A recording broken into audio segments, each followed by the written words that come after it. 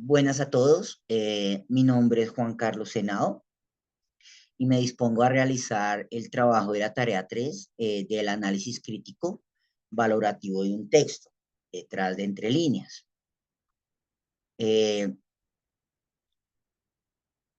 Vamos a resolver los interrogantes y el primer interrogante hace referencia a cuáles son las principales características del texto informativo y del texto literario.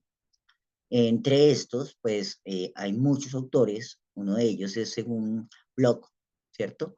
Y vamos pues a escudriñar un poco lo que él transmite, ¿sí?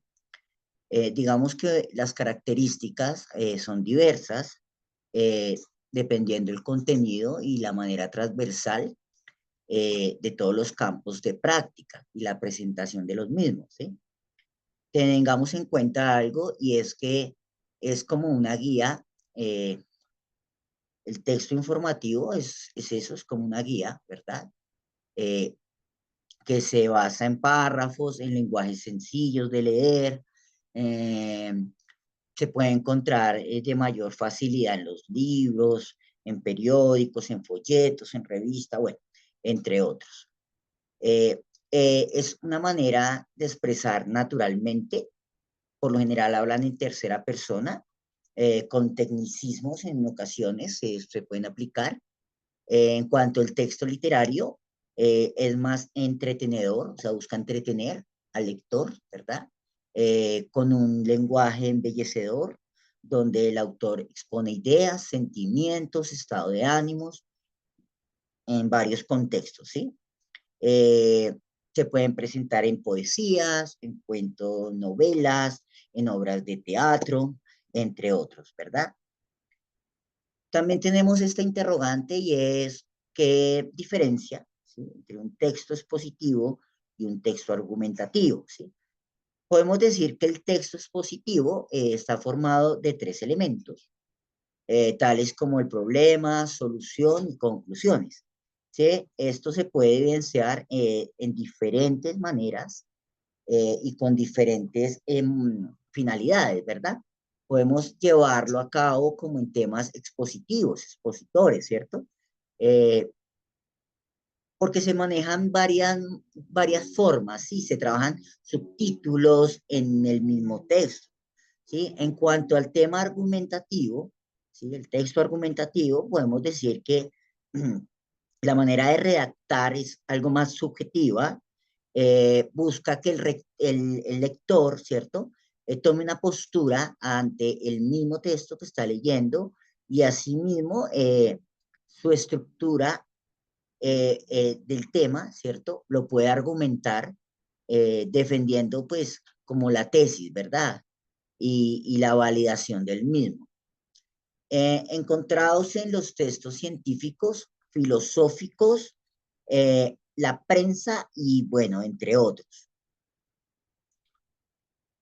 Este, este planteamiento es como qué estrategia de lectura se puede aplicar en el momento, ¿cierto? Que estamos leyendo un texto. Entonces dice, el autor dice que según pues la autora Soler, ella habla de realizar resúmenes de manera ordenada de la información que se está leyendo. También dice que realizar un escrito de la comprensión de la lectura que se está haciendo, realizar diferentes tipos de esquema para verificar los aspectos importantes, ¿sí? Un cuadro sinóptico como algo que nos ayude a empezar como a ver significados del mismo texto. También ella menciona escribir o redactar la línea principal o la idea secundarias del texto. Esto funciona mucho. ¿Qué características a nivel crítico y valorativo, según el autor Casani? Pues él habla como este texto se puede presentar de la siguiente manera. Primera, pues es la presentación del texto, donde trabaja la comprensión de varios puntos que subyacen de un discurso, ¿sí? Tomando en cuenta, pues, para quién va dirigido, género, contenido cognitivo, bueno, entre otros, Esto ayuda a desarrollar habilidades de comprensión, parafrasear en discurso, valorar premisas, bien, de autores y diferentes opiniones. Bueno, la teoría consiste en tres tipos de lectura, ¿cierto? Que se puede realizar en un texto, que son leer entre líneas, leer las líneas y detrás de las líneas. Es decir, leer las líneas se refiere a la comprensión literal, ¿cierto? De las palabras escritas y la modificación de las mismas, el embellecimiento de la pragmática.